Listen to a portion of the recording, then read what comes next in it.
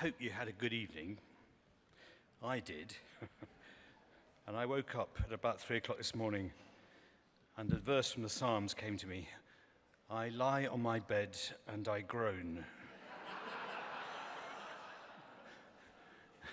And I thought, Dorba, you're 69 years old and you've done the silly things that you used to do in your youth. There is no learning. Anyhow, joy comes with the morning, and it's lovely to be back here. This final morning of our conference got several practical and necessary things to do.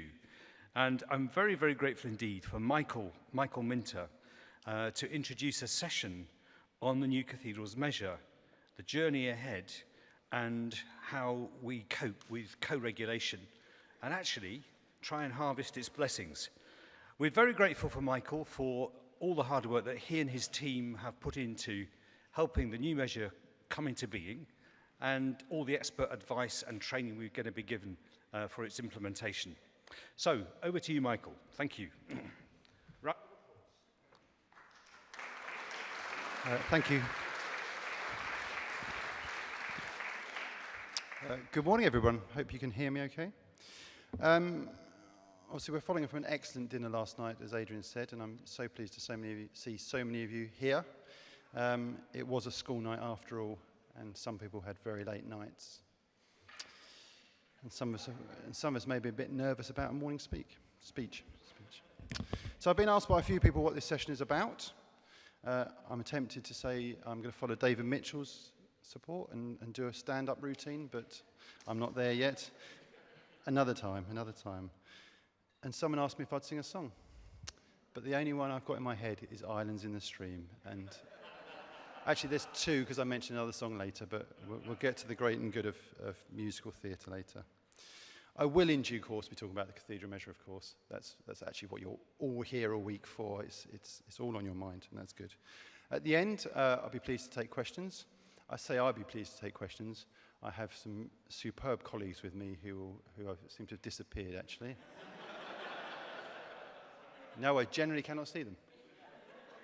Why are you so far away? Anyway, they're right over there, so they'll do the long walk of shame later. But first of all, I need to remember what I'm doing, so I'm going to take a photo of you all just so you can relax. And if at any point you want to stand up and stretch your legs, do so. Please don't walk out on me. It's a bit annoying. But so I'm just going to say, do smile for this.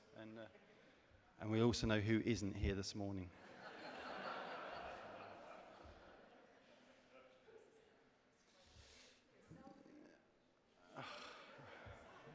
This is complicated enough. I struggle to read my own speech at the best of times. So it's been an absolute pleasure to be here, a joy to be here all week with you all. And if I may start with a few thank yous, because I've been given a podium, which is always a problem for you. And on behalf of my friends and colleagues at the National Church institutions, I really want to thank everyone who's organised this week for getting us together. I think it's been a fantastic week. And particularly I want to thank those from Newcastle for hosting. It's been absolutely superb.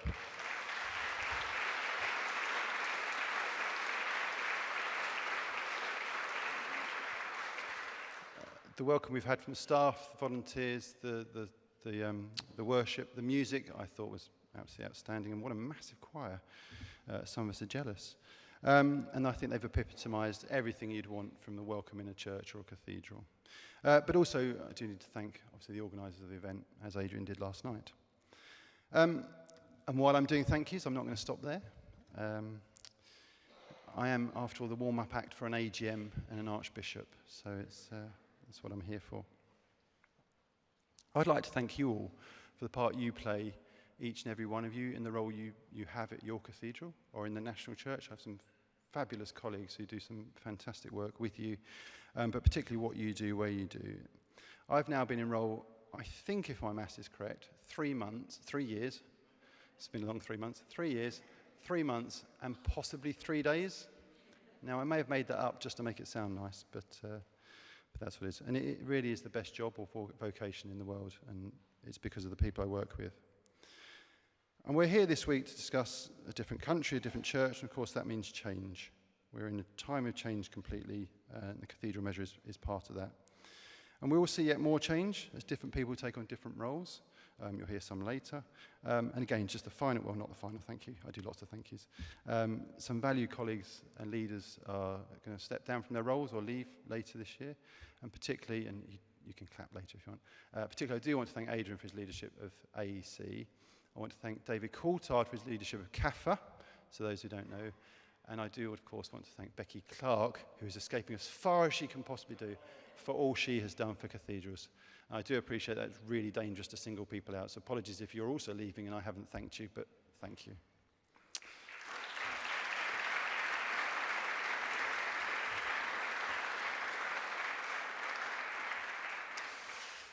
So we've heard from many wonderful, passionate and engaging speeches this week, and you've got me this morning, but about many very, very important areas, and particularly the racial justice, the social justice, and the climate justice. And clearly so much more needs to be done. We need to make sure cathedrals are a welcome, open, safe and inclusive space. But we do recognise steps need to be taken, and I think we know roughly the way ahead. And that includes the net zero work. You know, we're working with you. Hopefully you realise that. And in the words of the celebrated classic High School Musical 2, we are all in this together. I'll stop with the musical reference now. Our cathedrals are national treasures, which is both a privilege and a responsibility to care for, in whatever role we play. You each, as I say, play a key role in the national life of cathedrals and in the national life of the country, welcoming 13 million visitors a year, and that includes over 300,000 children. You know, it's great work, and please do carry on doing it. All our cathedrals are involved in work in their local community, and you know the stats as well as I do, contributing about £235 million a year to the economy at the last count, and employing 3,800 people. And that's just the 42 English cathedrals. I do also want to recognise the work of our friends and colleagues from other cathedrals here who are really pleased to be with you today and this week, and thank you for the part you play. And we all know the last few years hasn't been easy for anyone. And while I've been honoured and enthralled to work alongside you, watching and learning and listening what you do, and possibly helping at some point in the response that each of you enacted, bringing your mission online, then gradually and in parallel, getting it back into your buildings, offering communion and comfort and company to your congregation and to many beyond your physical doors. We do this, I hope you agree, working together nationally and locally in a growing and developing partnership between the national and local church. Time for a pause. Don't look away or something.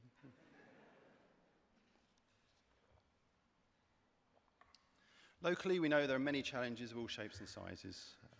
You do so much already for your community, be it with food banks or refugees, or leading on the environment, or cafes like the one here at Newcastle. So much more I could list.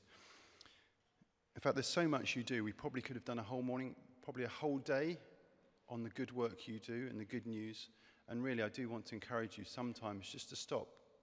Well, every day, just stop and just remember the good work you do when you're having a hard time, because it is just fantastic. Be thankful for what you do and each of your colleagues. Nationally, first and foremost, we are here to support you, as I hope you realise. But change is happening for us as well, as we look to become more effective and more efficient in all we do to help parishes, dioceses and cathedrals. There are plans that we hope you embrace, not least of all the vision and strategy work that's going on at a national level with you locally. Cathedrals are already so significant in this. You're already leading the first two goals of being a church which fully represents the communities we serve, and doubling the number of children and young people. Indeed, almost half of you are among the 900 churches when the stats were done in 2018 that had more than 25 under-16s. It does seem low, but you're doing well, and you're part of that. And I hope it goes without saying, you're also enablers to help every Christian be empowered to live out discipleship as a hub for formation. I see it on all the visits I do. I see it here this week. I was in Durham yesterday. You see it everywhere I go. And this is what the vision and strategy and the future is all about. And cathedrals are, as I say, already at the forefront of this, helping lead the way, fulfilling yet another role as the mother church or diocese. And we will return to this, as will the Archbishop later. So as I say, just his warm-up act. But do just think, how do you see your role in the national vision? But alongside all that, and as equally as important, as you all know, and what you've really come to hear about, cathedrals are already at the forefront of this. Cathedrals, everything that's underpinning what goes on in cathedrals, And what you're particularly concerned about is financial sustainability, sound safeguarding practice, and good governance. On the safeguarding front, I'm not going to talk about safeguarding for long, but I'm really pleased to say to you that as we've been at a conference this week, we've managed to put an offer to a candidate for the new role of National Safeguarding Research and Evaluation Lead, specifically for cathedrals. And the more announced than that, we'll let you know who that is soon. But that's great news and something that's never been there before.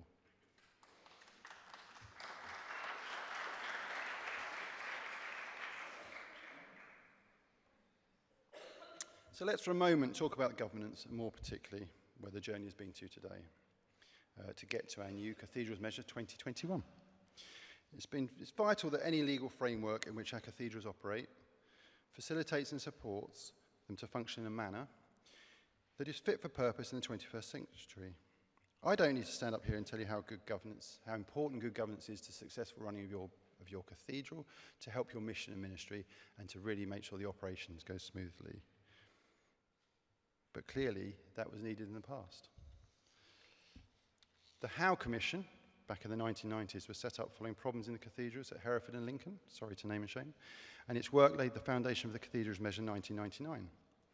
However, best practice in charity governance, safeguarding and the heritage sector has clearly moved on since then, and it was recognised that change was needed. The Archbishop's Council then set up the Cathedrals Working Group in response to requests from the Bishop of Peterborough in his visitation charge to look carefully at how the current legislation governing cathedrals is operating and whether improvements could be made. I think we know where this is going. The CWG was tasked with reviewing the sufficiency of that measure in relation to governance structures in cathedrals, with particular reference to financial management, major building projects, safeguarding, accountability, oversight and scrutiny. The Cathedrals Working Group, in its final report, set out its recommendations for the future regulation of cathedrals and recommended significant changes to the governance structure of cathedrals. The most significant of these recommendations related to the governance structure of cathedrals, including that cathedrals should be brought within the regulatory jurisdiction of the Charity Commission, that changes to the Composition of Cathedrals chapter, and that cathedrals would no longer be required by law to have a council. The General Synod endorsed that working report and its recommendations in July 2018, and the measure gives effect to those recommendations that involve legislative change. Initially, there were some, as we heard earlier in the week, in this cathedral community, some of you even here today potentially, who resisted specific recommendations in the cathedral's report, working group report. However, we listened carefully to the whole cathedral community and consulted with the Charity Commission, and a number of significant changes were made to the draft legislation during the revision process.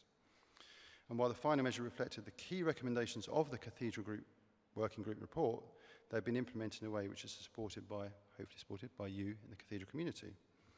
And that is evidenced by the strong support the measure received at final approval, with no General Synod members voting against it.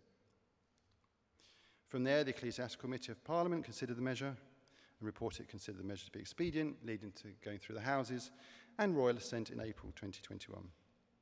The reforms in this new measure are designed to provide cathedrals with appropriate governance structures designed to support robust safeguarding, healthy finances, and increased accountability, all the things we keep coming back to. This measure is vital to provide cathedrals with a legal framework they need to support and facilitate them, you, to function in a way that is fit for purpose in the 21st century. So why do I remind you of this history? I wasn't there, some of you were there, some weren't. Well, isn't it good to see how far we have come and how as a community you came together through the differences and generally set up the way ahead? But of course, that was just the beginning. This is where the hard work starts. That's a quote from Fame, actually. But so how are we doing? Well, each cathedral, every cathedral, has now had its initial training from our excellent legal team, who I pointed out earlier. And I'm really pleased that Eva Abelis and Katie Clark are here today and were last night, and unfortunately Peter couldn't be with us. I think you'll agree with me, and I do say this at absolutely every opportunity because I firmly believe it, the work they have done to form and enable the measure and now to support you and us through this and the work we're doing has been absolutely tremendous, and so from why I give thanks to them at every opportunity.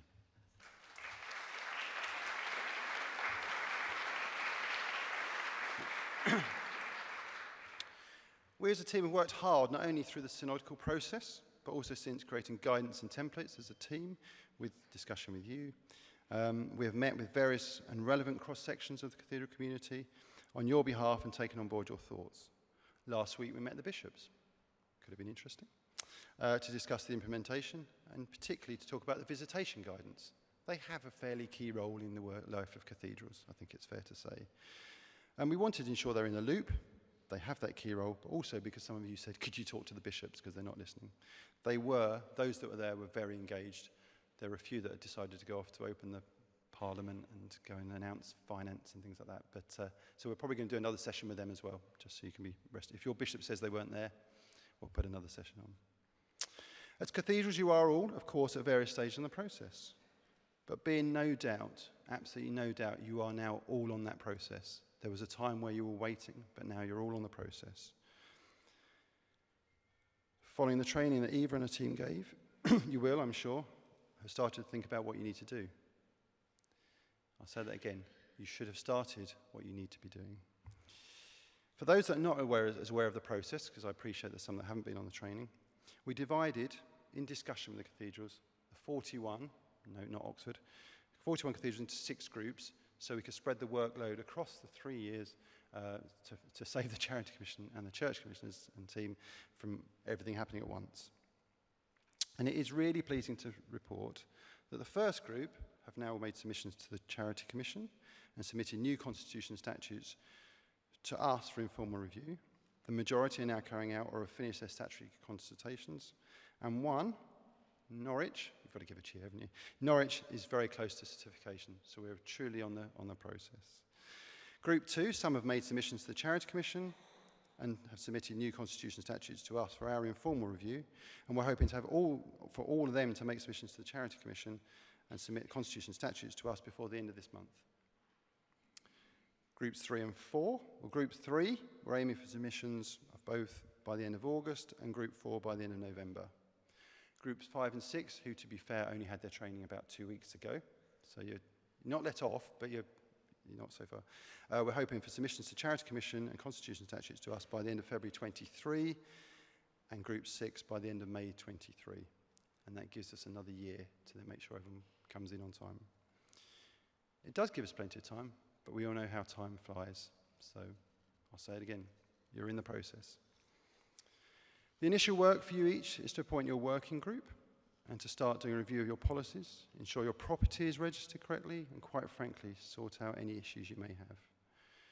We are supporting each cathedral with 30 hours legal work funding from a panel of 4 chosen legal firms. And feedback to date has been very good. So what else are you needing to do? Well, there's sort of an informal development of work and then a formal development. So informally, you need to prepare all your legal instructions. You need to consult your bishop. Sure, that's easily done. On those legal instructions. Chapter and council need to meet and agree proposed legal instructions. Provide your instructions to the lawyers. There's lots of instructions going on, but lots of work with the legal team. But you need to then agree your drafts with your council and chapter and then send them to us for an informal review. Then you move on to the formal part where you receive feedback from us. You do your amendments. You do formal consultation. You possibly do amendments. We then, as a Church Commission, do a formal review of the paperwork, and we send the approved versions to the Charity Commission, and we sort of start talking some proper dates for implementation. The Church Commissions are required under the measure to certify 2 dates for each cathedral.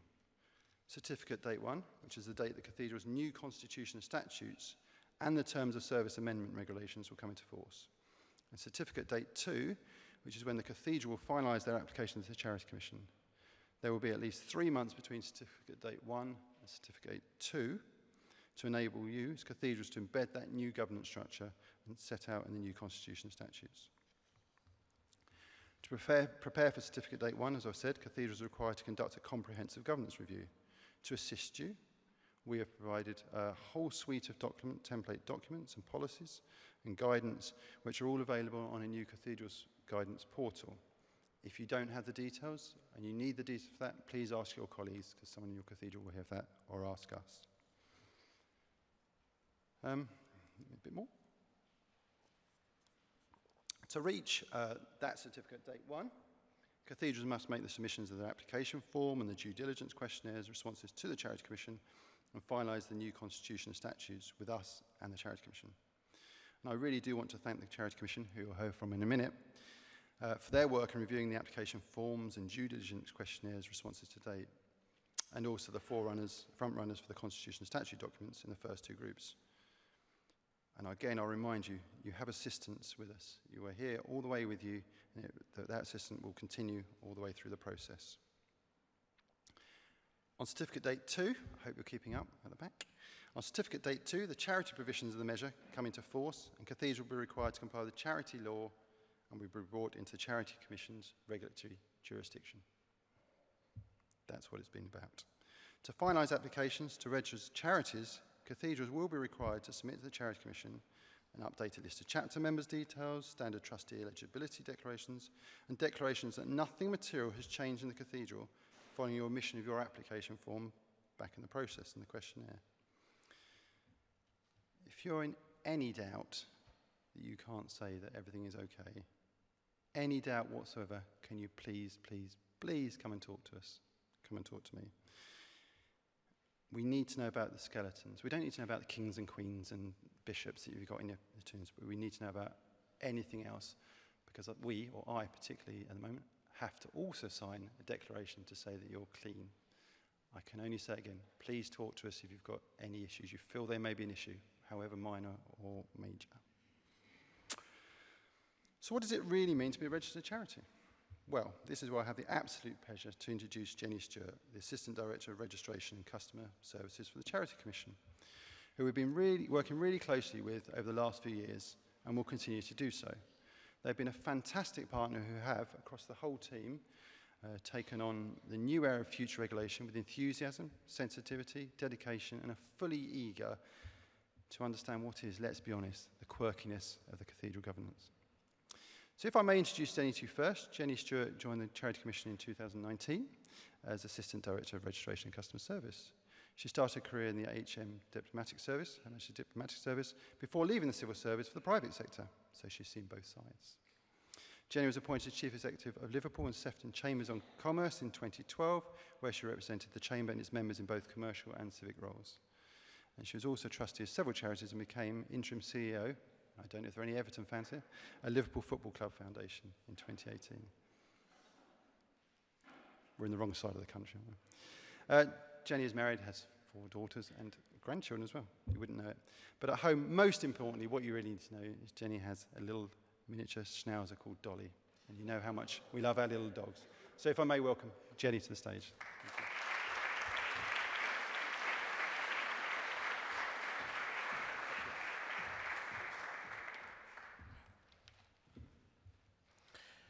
Good morning, everybody. Good morning. So just before I start, can I just mention, yes, I am a red. And I was delighted to actually be CEO of the LFC Foundation, doing amazing work on behalf of the football club in Liverpool. But I actually can't forget, there are 2 sides to Liverpool, as you know, because the other foundation, the Everton Foundation, is just as amazing too as a charity and really, really works hard to deliver on the ground. And I have actually been known to be fundraising for the Everton Foundation, and I've said the dreaded words, come on you Blues. So, good morning again. I'm so delighted to be with you this morning. There's something about cathedrals, isn't there? They're stunning, they're all magnificent, and you just can't say the same words about every single cathedral, but I can't believe that I'm here. I can't believe it. I would like to start by extending my thanks to the Dean of Durham and his team for yesterday. When I met the Dean in the deanery, he told me about the precious treasure which is Durham Cathedral. And I can't tell you, you just understated that, but I can't even think of any other words that you could use to describe it. It was an amazing experience, and thank you so much for your hospitality and generosity throughout the day with you. So you probably will have detected that from my accent that I was actually born in Liverpool. And so you'll actually understand that my life has in fact centered around 2 cathedrals. And you will know probably that our two cathedrals are located in Liverpool at each end of a street called Hope. And I can tell you that can only happen in my hometown. So although my upbringing meant that I knew the Metropolitan Cathedral of Christ the King much more than the Anglican Cathedral, the Anglican Cathedral became a real part of my life when I was at the Chamber of Commerce. So I was really privileged to spend a good deal of time in the cathedral. We did lots of events. We felt that it was our duty as the Chamber of Commerce to make use of the cathedral. And I'll have to tell you, the team at Liverpool was so amazing. They helped me turn it into a motor racing pit, and we had a replica racing car right in the middle of the cathedral. What an amazing evening. And then there's another notable night when we had a Royal Marine abseil from the top of the cathedral just to make a presentation that evening. So they did everything they could to make those evenings very memorable.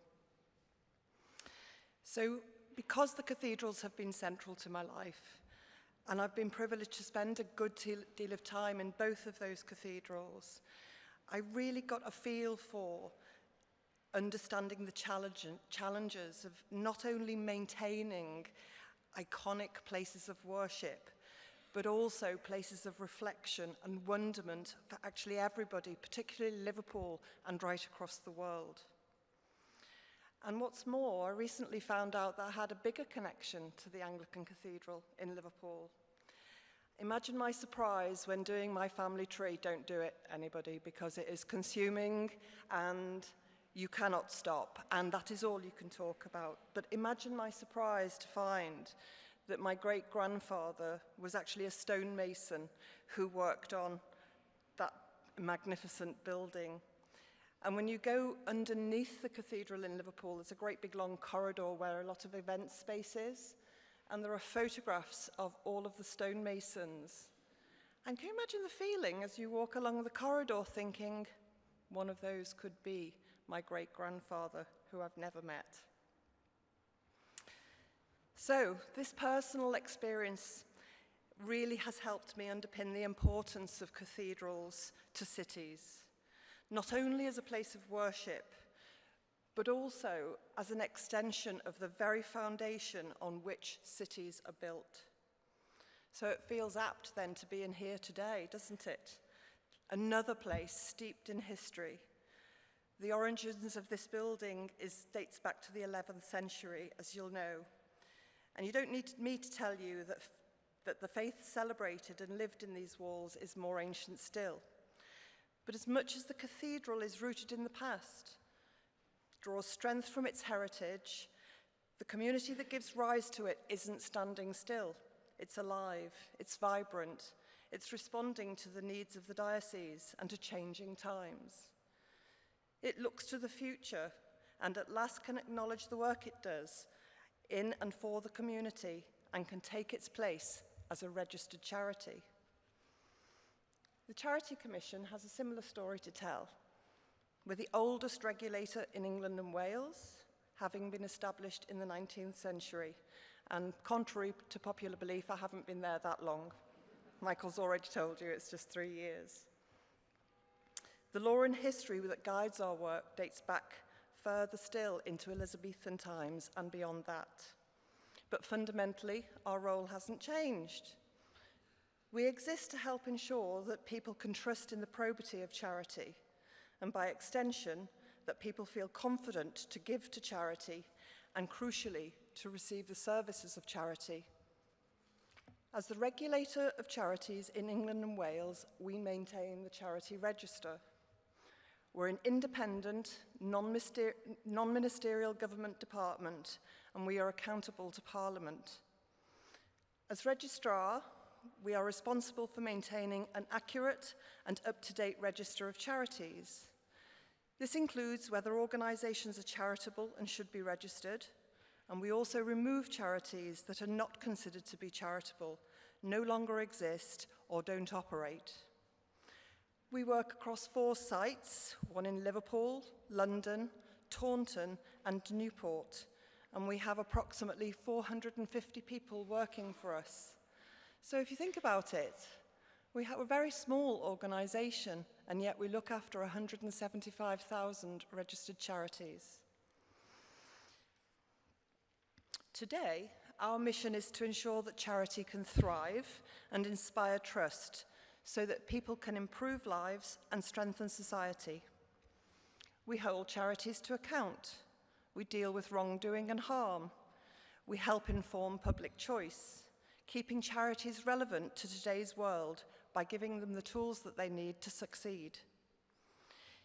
In addition to registering eligible organisations and maintaining an accurate register, we take enforcement action where there is misconduct or mismanagement, provide guidance to help charities run effectively as possible, and provide online services for charities to ask for consent, to file their annual returns, and also update the register. While the principles of what we do remain consistent over the years, it's how we work which has changed rather a lot since the commissioners of previous centuries travelling on horseback to inspect the accounts of charities across the land. I travelled on an iron horse yesterday, and that's what I'm going back on as well. It's that theme of continuity and change, of being true to our principles as we embrace progress, that comes to mind when we think about bringing the Church of England's cathedrals onto the register of charities. The work of cathedrals like this one won't change, but reforms brought about by the recent cathedrals measure, which include registration as a charity, will strengthen the governance and allow more people to understand the charitable work of cathedrals in the community. Public benefit and accountability for it is what makes charities different to other organisations. For the first time in their history, cathedral chapters will be run as charities by a board of trustees. Those trustees will have the same fundamental duties and responsibilities that pertain to trustees of any other charity. That means that trustees are in charge. They must run the charity in a way that complies with the charity's governing document and the law, including making sure that the charity furthers its purposes. Trustees must be clear about who benefits for the charity and what those benefits are, making sure any private benefit are in the interests of charity and are incidental, and they need to manage any risk of harm that may arise to beneficiaries or public. Every single trustee is responsible for this. Even if certain tasks are done by individual trustees, employees, or volunteers, all trustees are responsible. And trustees of cathedral chapters, like trustees of other charities, will need to produce and submit annual reports and accounts on time. This is not just a matter of satisfying the Commission, but of accounting to the wider public for the work of a charity, for what's been achieved with the resources, human and financial, available to you. We know from extensive research that the public have clear and quite reasonable basic expectations of charities. They expect them to ensure a high proportion of the charitable money is going on the cause. They want to know that charities, notably their leaders, are being true to their values. And they want charities to show in real terms the difference they are making. In other words, people want evidence that charities are what they say they are. And I know, without doubt, that many cathedrals do a huge amount of wonderful work to serve their communities. So I don't expect any cathedral chapter to have difficulty in telling their story to the public and the public benefit that they offer in any given year. It's an opportunity. Cathedrals can now tell their stories of the amazing charitable work that they do in communities across the country to a worldwide audience. The registration of cathedrals has been a long time in the making. I'd just like to take a few minutes to acknowledge the work of the church commissioners who have worked and continue to work tirelessly along with my team at the Commission, to lay the groundwork for registration and regulation of cathedrals as charities. I would like to extend my personal thanks and the thanks for the Commission as a whole for the collaborative, constructive work that the Church Commissioners have done to ensure cathedrals are ready to join the register. So we have a plan, you've heard from Michael, to bring all of the cathedrals onto the register over the next 2 years. And that wouldn't have been possible without the work and support of the Church Commissioners. And I'd like to say also thank you to every one of you today. You're already part of a very large family, a very important family, bringing love, support, and a framework of values to each of its members. You'll be joining another very soon. The family of charity is in some ways as eclectic and diverse as any family, with around 175,000 registered charities, each of them unique. The Commission is quite clear that while we'll step in when serious problems arise, we're also here to support trustees who want to get it right. So I look forward to working with you. Thank you very much for listening this morning.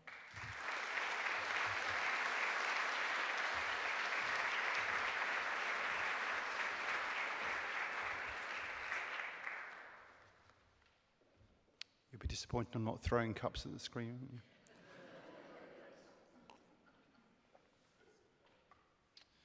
Thank you, Jenny. Thank you for kind words, and do pass our thanks back to you and to your team. So where next? Well, we're on the journey. You're each at your own stage of that journey, and as I keep telling you, we are here to help. Do refer to the guidance documents, do talk to us, and do talk to each other. You're not alone. You're all going through the same process. You may all be different and equally wonderful, but you're all doing the same process. As we know, as a vital part of the mixed ecology outlined in the Church of England's vision and strategy that I mentioned earlier for the 2020s, cathedrals continue to need to be effective, aligned leaders need to help them flourish in their cities and dioceses. This is you. You are those leaders. The new cathedral measure is not just about new governance, it's also about a new culture. We'll help here. In order to equip cathedral leaders in the strategic leadership capabilities required for this, the commissioners are planning a range of supporting development activities across this year and next. This includes a strategic leadership development event, if I can say it, in November this year, which we hope will encourage leaders, both lay and clergy, to consider how to enable cultural and strategic change, particularly as a people-focused organisation. That is, after all, who we are and what we are. The 3-day event, to which the deans and chief operating officers have had an invite on your behalf, will build leaders' ability to ensure effective governance, leadership and management, and develop a greater understanding of the roles of chapter and the senior management group, so that leaders can fill their trustee, non-exec and exec roles effectively. We're inviting up to 10 members of each of the cathedral's chapters and exec team, in order to encourage shared understanding of the importance of alignment and accountability and building healthy organisational structures, the culture and change approaches that are needed. The event will also encourage networking and sharing of best practice and learning. So please do make every effort to send your key leaders along, as it is shaping up to be relevant and hopefully highly useful in leading the changes required by this measure. The event will explore key questions, including how do you function most effectively as charity board of trustees within the cathedral? And how can you, as individual leaders, wear 2 hats and best fulfil dual roles as executives and trustees? We'll also look to see how the chapter and the senior management group can work together most effectively in their respective roles and approach the changes that the measure requires. Another session will touch on how you can build a healthy culture that enables the cathedral and all the individuals within it to flourish, and so much more. Following this, in 2023, there'll be further opportunities for leaders to develop a range of leadership skills in people, organisational and financial management. And further details of that will follow once we set them out. But it is likely to include mixed mode development targeted particularly at developing executive leadership skills. So finally today, I just want to touch on one other thing. We heard on Tuesday from Flora about the national funding going forward into the next and future triennia. It would be remiss of me to stand here and not say just a little about the Cathedral Sustainability Fund that I'm so delighted we have managed to secure going forward. Before the triennium funding process, if I may remind you, the CSF was to be discontinued. But through the good auspices of the team and the work, it was from the humble beginnings in 2017, it has literally been a lifeline for some cathedrals. With funding not only some of your key positions over the last few years, but it's also made available to help during the pandemic lockdown for the heritage trades, for your lay clerks, in partnership with the Cathedral Music Trust, for which we're also very grateful, and for the ongoing sustainability reviews, for the net zero, and of course the legal support and training I mentioned earlier today. I encourage you to think how else it might support you, your staff, your colleagues, and your future as we move into this next era of cathedral life. So to end, I do want to thank you once again. Thank you all for all you do. I hope this short session has reminded you and encouraged you about why we are here, the way ahead, the support available, and above all to know we are here with you together and not on your own. Thank you very much.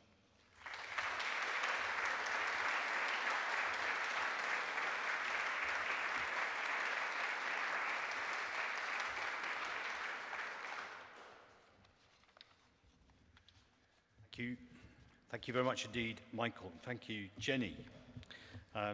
Jenny, I just have to say that I'm a Mancunian. And, you know, whenever Manchester United used to play Liverpool, we used to sing very, very rude songs about Liverpool. And equally, you did of us. Anyway, there's a great spirit of rapprochement now, isn't there? Because, you know, Manchester United has lost its preeminence and we've got to be very humble. So I'm very humble. There is a bit of time now, if there are questions from the floor to Michael and Jenny, if you're willing to take them. And I think I'd just like to just bowl you a question that in a way troubles me. And we heard it from right at the beginning of the conference from Austin Ivory. And he was talking about this process of listening and discernment that Pope Francis wants to bring about in the councils of the world, not only the councils of the church, and to actually really know what's going on. But one of the dangers, perhaps, is to say that there's only one discourse that really counts, and that's a very technocratic kind of discourse about money and the management of money and the sharing of power. And it can deafen us to where the Spirit of God might be and where the deeper purposes of our faith will take us. I remember some years ago doing a long consultation with the Diocese of Durham about its future. And yes, the money was difficult, the people things were difficult, the resource allocation was difficult. But one of the things we really discerned was an absence of what you could call inspiring, ritual, prophetic leadership. And when there's not that spark in the institution, when you've not got that, that really awkward questioning of what we're about and what God's up to, have we lost the plot? We might be well-ordered institutions, but we might be a million miles away from what the humble man of Galilee set his church to do. So I want us to think about how do we, yes, do what we need to do publicly to be accountable and well-run and trustworthy without that becoming the dominating discourse of our purpose. Big question, I know, but would you like to have a go at it? Or do you say pass and we'll talk about it? Do you want to have a go? I could have sworn you were asking them to think about that. I probably will pass, actually. I'm no theologian, No. no public speaker, as you've probably told. You're doing well, come on. I wasn't paying enough attention either, that's the other thing.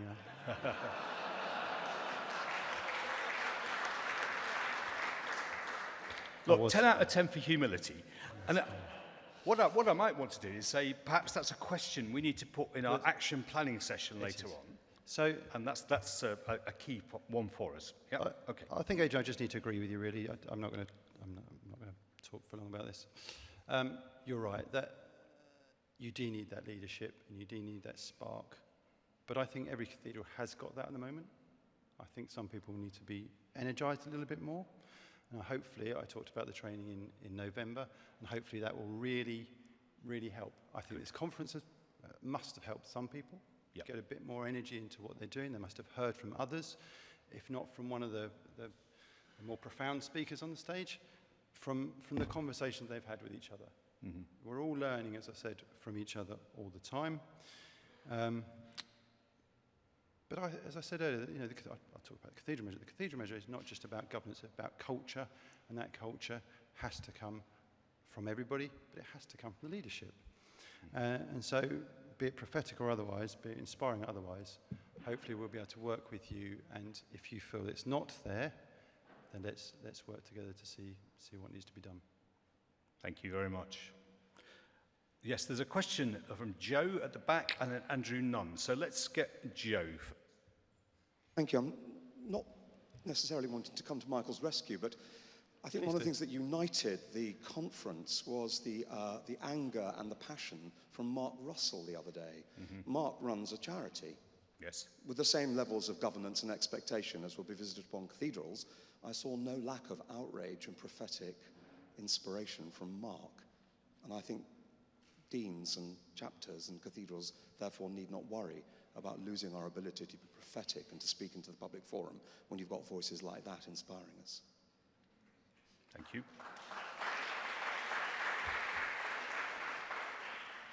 Andrew, just over here. Well, Norwich may be winning in the race, but we know from Eurovision that second is an honourable position. And we at Southwark will be the first parish church cathedral to be registered, and we're well on the way. And I just want to give a word of encouragement to everybody to say what a great experience it's been. Now, I know I'm always very positive, and I'm like, but I'm not just saying it because Michael asked me to. But it has been a real opportunity to look again at all of our policies, to dust them off, and particularly after the 2 years we've gone through, things have changed. And when you start looking at everything, your documentation and your governance and how you do things, you realize that it's a really good opportunity to sort of reboot things. And I also, when I was doing the session yesterday, which some of you came to the workshop on racial justice and our experience in Southwark, one of the things that Rosemary and I were encouraging people to do was to see this process as an opportunity to actually get into our governance structures and all our committees the people who at the moment are missing. Mm-hmm. So we've set out for ourselves a clear policy around diversity and inclusion in our governance structures, and we've committed ourselves to 25% BAME, UKME, global majority heritage people on each of our committees. And that's going to be a huge challenge for us, but what it's doing is making us go out and actually finding the people who we need to be there in order that we're the most effective chapter and finance committee and audit and risk committee and nominations committee. The one thing, and I'm sure Michael would agree with me on this, one of the things we've discovered is the most important thing is to have an effective nominations committee up and running now. Now, I'm sure all the rest of you have. I can't say that we did.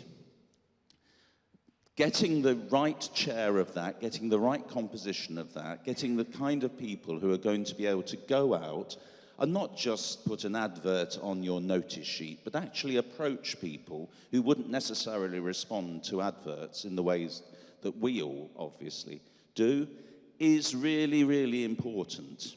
So if you're right at the beginning of the process, make sure you've got that committee in place, because that's going to enable you to achieve what the Charity Commission require, that we're able to say to you who our trustees are before the registration process is completed.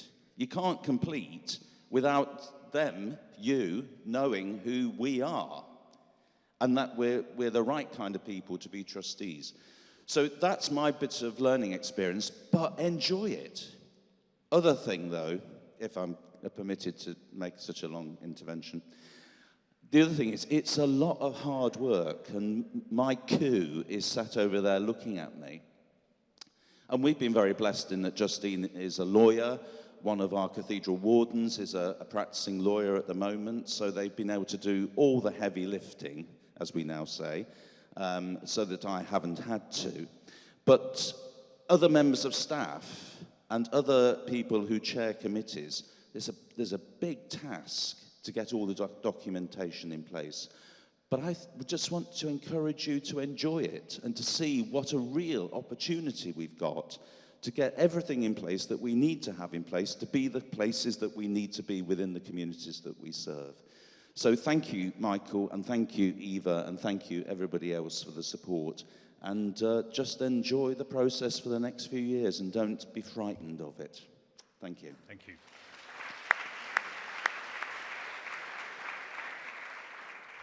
There's another question or comment at the back.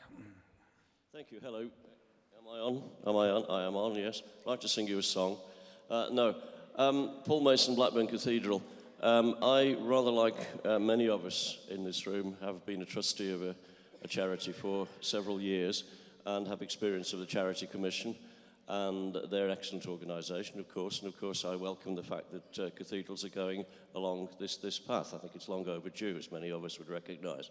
However, what I was interested in, this is my question, what I was particularly interested in, Jenny said that one of the benefits of cathedrals becoming under the aegis of the Charity Commission was that we would be able to demonstrate to the public at large, basically, our populations, what we do. Now, surely I cannot see that as a particular benefit that is any different from what we are doing now. So, Jenny, perhaps you could explain how membership of the Charity Commission would fulfil that benefit that you see. Thank you. Good question, yeah, thank you.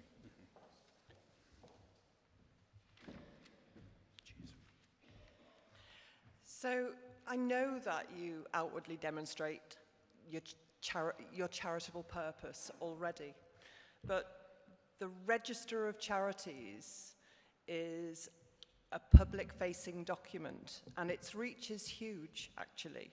And it reaches people who may not be familiar with the work of the cathedrals, and it reaches right across the world. And I think that when you know, don't you? But actually, the opportunity to be able to give us your annual reports, tell us about the impact, have that on a register of 175,000 other charities is valuable, and actually that will really extend the reach of the cathedrals into places that may not already have that understanding. Thank you. That's very helpful. Are there other comments or questions? Just over here. And yeah, just over here. Thank you.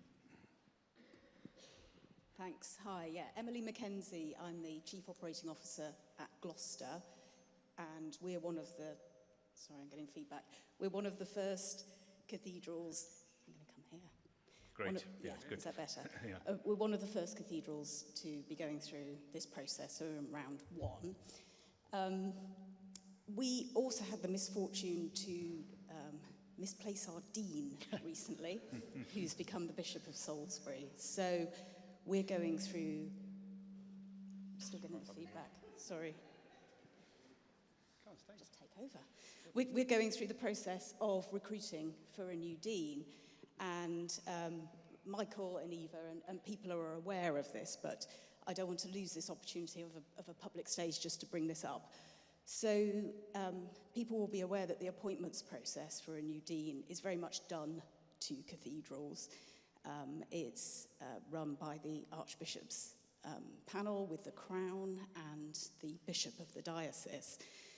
And at the moment, there's no chapter representation on that panel, none at all. Chapter can feed in the statement of need and towards the role description for the new dean, but that could be altered by the panel. And that's it, really, in terms of the input that chapter put in.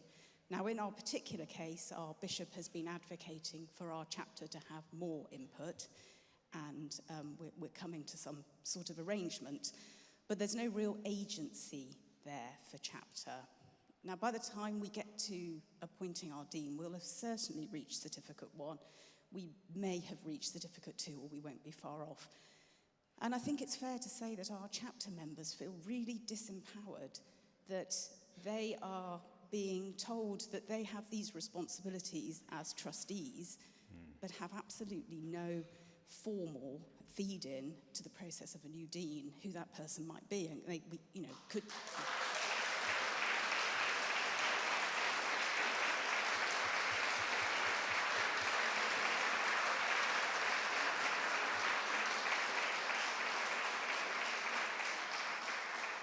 So I know these things can take a while, and different bits of guidance and legislation and whatever might have to come through. I'd be interested to perhaps hear the Charities Commission view on this. And I'd really just like to put a plea out there that, okay, the system might not change in time for Gloucester, but please, can we catch up? Can it change in time for future cathedrals recruiting their new deans, so that it can work well with the new measure and well with the new responsibilities for trustees of cathedrals? Thank you.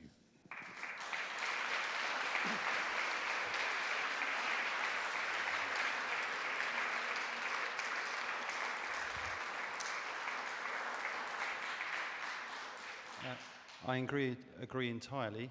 I actually have a meeting in my diary on Monday morning for that very topic, so it's already in the diary. We are moving forward. We're talking to the Archbishop advisors on whatever they're called, AAAD, I forget what they're called, on the appointments. So we're going to talk to them. Katie and Eva and I are talking to them on Monday morning, so we're well aware. Thank you. A lot of what's been raised this morning, I think, is symptomatic of a huge amount of change going on, and there will be bumps and halts on the road. But I'd want to commend where we are, although I've got my cautions about the technocratic discourse of the age. I thoroughly welcome our co-regulation. It will make it much easier to raise money in the public realm, and that's a grand thing. But we've also got sort of this historical baggage about who's got the power of patronage and appointment. And it might be one of the great blessings of the new measure that the church has got to catch up with what's good practice in charity law. So watch the space, eh? Good. Any other comments or questions? One over here.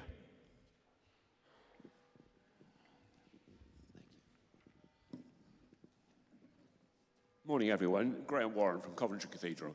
I'm the congregation elected member of the chapter. I've just got one question for us all to think about, which concerns me greatly. It's great to have all these structures in place to make sure we have good professional management, operational management, financial probity, HR policy, and so on and so on. But a question I have is, in all of that great, well-run organisation, where does responsibility lie for the passion of the vision and mission of the cathedral? Thank you. That was a question I think I was asking, but thank you for echoing. Where does that responsibility lie? In the leadership, yes. Anything else you'd like to say? No, I was going to say, in all of you. No. No, it's in all of you, surely. Mm-hmm. It's in everyone that's part of the life of the cathedral.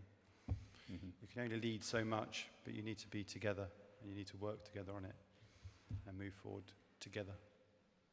I think what is on offer, if we're artful, is a very involving form of discernment and gathering together who belongs, who's involved in the organization, who its responsibilities are. Are we listening carefully to the people who are affected by what we offer? Are we really listening to the people we aim to serve? Are we listening to the signs of the times? I think we've got some opportunities here, but what is, I think, the fatal thing about it is if we turn inwards and concentrate on our own governance and self-management all the time, we might miss the opportunity that this gives us. But that's my view. I don't know what other people would want to say. Perhaps that's an issue that we go into when we do some action planning just after coffee. But because we're going to be reflecting on the conference, that's action planning in cathedral groups or groups of pals and friends. You've got sort of 25 minutes or so to do that. And if there's nothing else bubbling away just yet, we can pause now. You can have a leg stretch. And I've been asked to say that before coffee, would everybody please take their last chance to buy holy socks and candles from the exhibitors. So if you've got your cards with you and your cash, now's the time to take souvenirs from Newcastle. Having said that, I want to thank Michael and Jenny very, very much for a splendid presentation. Thank you very much for the care and the concern that's surrounding this transition and for all the help that we're getting in making this huge bit of updating a reality. So well done, Church Commissioners and Charity Commission, and well done those of you who've been pioneering the way. We've got a wee presentation to make to our guests. Please accept this, the Order of the National Cathedrals Conference. Bless you.